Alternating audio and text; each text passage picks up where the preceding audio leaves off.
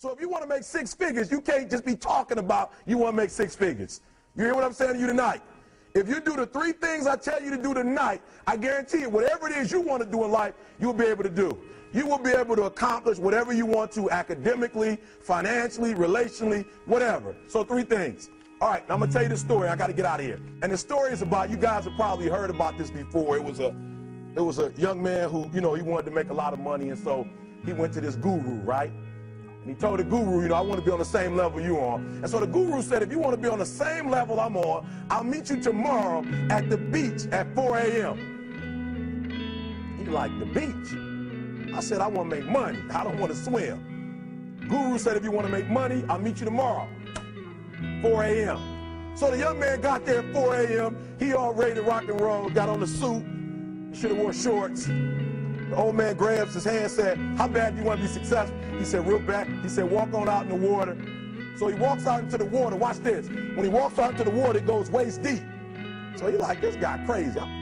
Adrian, he's like, I want to make money. He got me out here swimming. I didn't ask to be a lifeguard. I want to make money. He got me in. So he said, come out a little further. Walked out a little further. Then he had it right around this area, the shoulder area.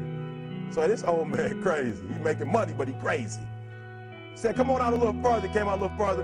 It was right at his mouth. My man like, I'm about to go back in here. This God is mine. So the old man said, I thought you said you wanted to be successful. He said, I do. He said, walk a little further. He came, dropped his head in, held him down, hold him down. My man getting scratching, holding him down. I got you. I know you brushed it out, but I got you. He had him held down. I need you for an illustration. He had him held down. Just before my man was about to pass out, he raised him up. He said, I got a question for you. Somebody answer the question for me. He said, when you were underwater, what did you want to do? Lee, I'm looking for a different word, though, than lit. What's that word? He said, I wanted to breathe. He told the guy, he said, when you want to succeed as bad as you want to breathe, then you'll be successful. I don't know how many of y'all got asthma in here today, but if you ever had an asthma attack before, you short of breath, SOB, shortness of breath, you wheezing. The only thing you trying to do is get some air. You don't care about no basketball game. You don't care what's on TV. You don't care about nobody calling you. You don't care about a party. The only thing you care about when you're trying to breathe is to get some fresh air. That's it. And when you get to the point where all you want to do is be successful as bad as you want to breathe, then you'll be successful. And I'm here to tell you, number one, that most of you say you want to be successful, but you don't want it bad. You just kind of want it. You don't want it badder than you want to party. You don't want it as much as you want to be cool. Most of you don't want success as much as you want to sleep. Some of you love sleep more than you love success. And I'm here to tell you today, if you're going to be successful, you've got to be willing to give up sleep. You got to be willing to work off for 3 hours of sleep, 2 hours. If you really want to be successful, some days you're going to have to stay up 3 days in a row. Because if you go to sleep, you might miss the opportunity to be successful. That's how bad you got to want it. You got to go days without, listen to me, you got to want to be successful so bad that you forget to eat. Beyonce said once she was on the set doing her thing, 3 days had gone by, she forgot she didn't eat. Because she was engaged. I'll never forget when 50 Cent was doing his movie, I did a little research on 50, and 50 said that when he wasn't doing the movie, he was doing the soundtrack. And they said, when do you sleep, 50? Sleep, he said, sleep. Sleep is for those people who are broke. I don't sleep. He said, I got an opportunity to make a dream become a reality. Football players, how many football players? Got anybody like football in here? Raise your hand. Anybody like football?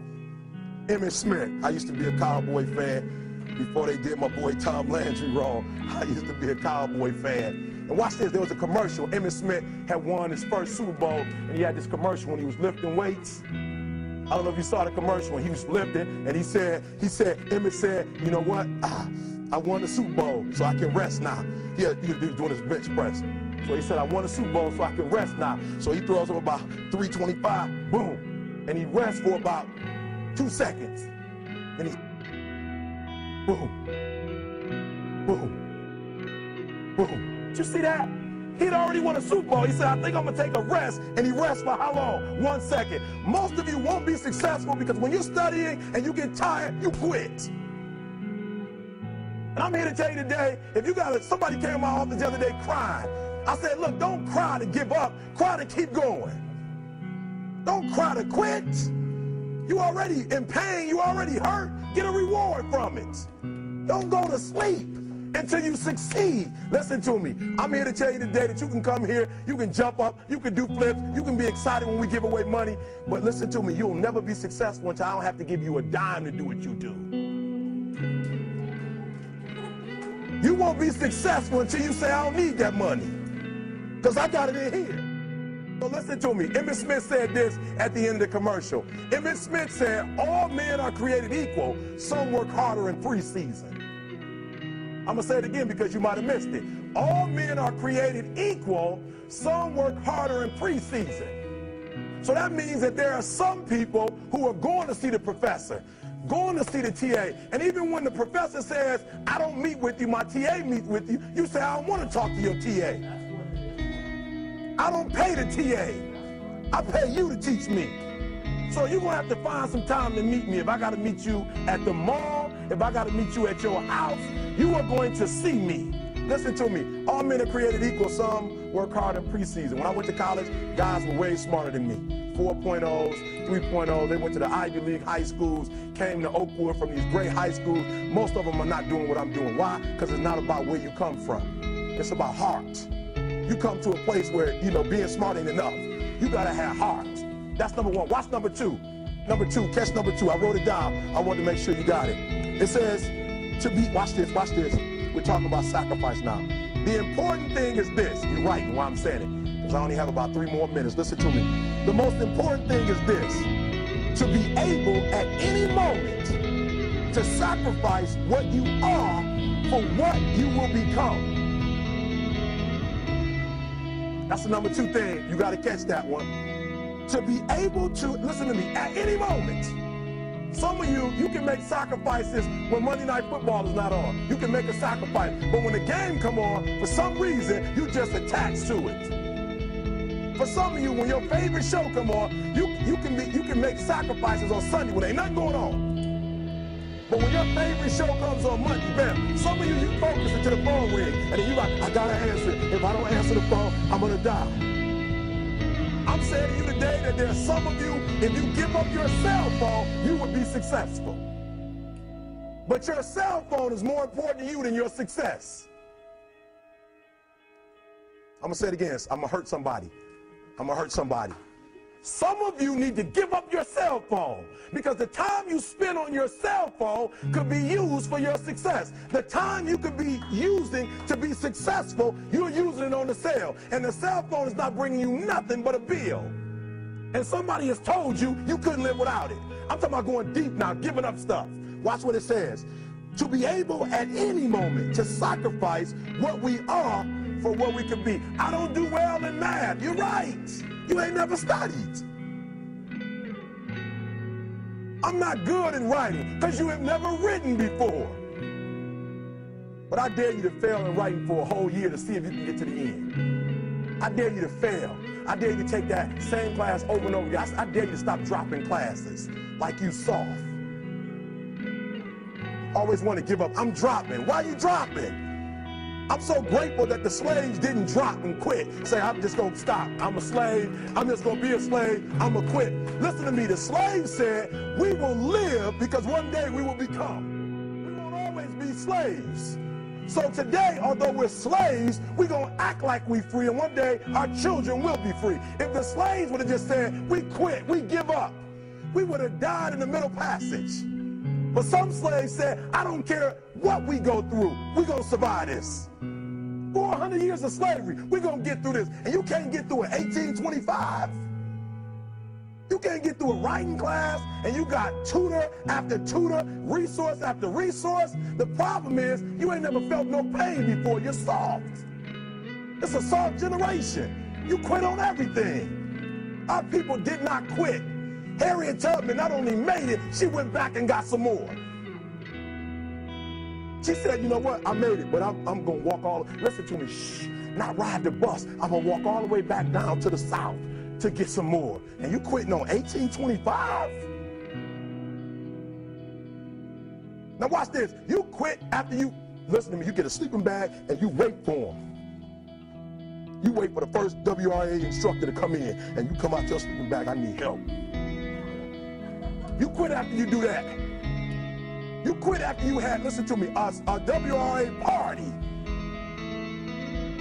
I'm having a party. Everybody come over. I got food, everything. And let them get over there. Let it be all the best writers. All right, I food y'all. I want to have a writing party.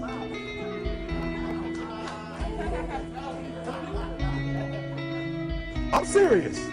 You quit and you ain't even tried yet. Last one. I'm sorry. Last one. Listen to me. Pain is temporary. It may last for a minute or an hour or a day or even a year. But eventually, it will subside. And something else will take its place. If I quit, however, it will last forever. Listen to me, I'm telling you as I leave. I'm telling you as I leave, I was homeless for 2.5 years. And the problem with most of you never felt no pain before. Y'all spoiled. Y'all spoiled. Some of y'all spoiled, just bottom line. Your parents have done everything for you. You never had to do nothing for yourself. You're spoiled. We're going to keep it real tonight. Some of you are spoiled brats. Every time you ever got in trouble, somebody in your house got you out of it. Every time you've done something you're not supposed to do, people say, Eric, your mother's a tyrant. You're right. She kicked me out. You're right. She's mean, but she developed a man because she put me out there and said, you're going to have to grow up. And some of you have never learned to grow up. And so every time something get hard, you quit, you call mama. I dare you to take a little pain. I dare you. I dare you not to go home. Somebody said, I don't go home, I feel bad. Go through it. You ain't gonna die. At the end of pain is success. You're not gonna die because you're feeling a little pain. I'm not eating like I eat at home. That's why you're about to go to the next level, because if you keep eating like you ate at home, you'll keep being a boy or a girl. It's time to become man, woman. So don't worry about a little pain. My greatest asset is I was homeless. So I can't feel a whole lot of pain. I've already been alone. There's not a whole lot of hurt I can feel on a little paper, on a little test. So I leave you, listen to me. We have gotten to a point where it's midterms and we're moving forward. The days of you getting money, I'm not saying we quitting, but I'm saying the day has got to go from external to internal. You have to give it everything you got. No more TV, no more parties, no more playing. If you don't have a 4.0, what you need to be doing is studying. Get off the phone. I'm sorry, I'm not available until the end of this year. No, I'm for real. You reached the right number, but you called me at the wrong time. Call me back January 1st. I'm about to get busy now. Huh? I want you to have a countdown of your own and say when the countdown is over, we're the real, watch me, because when I was homeless, I knew something was wrong. I knew that wasn't the best of me. And one day I said, will the real Eric Thomas please stand up? Will the real Eric Thomas please stand up? Stop being this high school dropout.